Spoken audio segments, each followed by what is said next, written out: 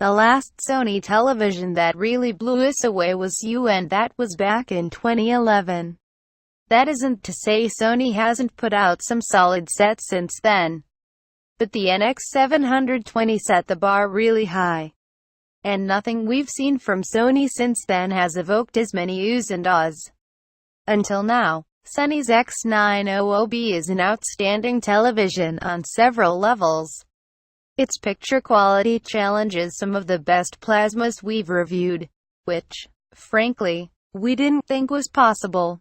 And its built-in, or, perhaps more accurately, built, audio system is, hands down, the best we've ever heard.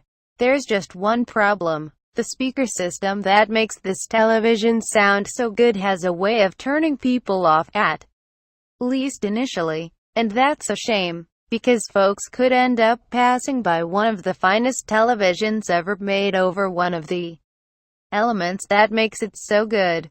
It's hard to speak to the out-of-box experience here because our X900B review sample arrived in a wooden crate the size of a small NYC apartment.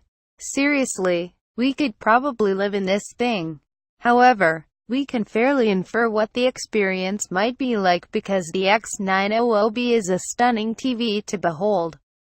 No matter how you might feel about the sight of flush-mounted carbon fiber speakers, Sony has returned to the invisible bezel design we've longed to see return since the NX720. When the television is turned off, it looks like a solid pane of jet black glass. It's gorgeous.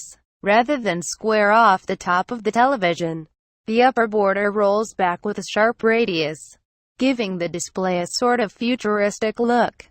At the left and right edges, Sony trims the X900B with chrome, which matches its optional legs. Quote,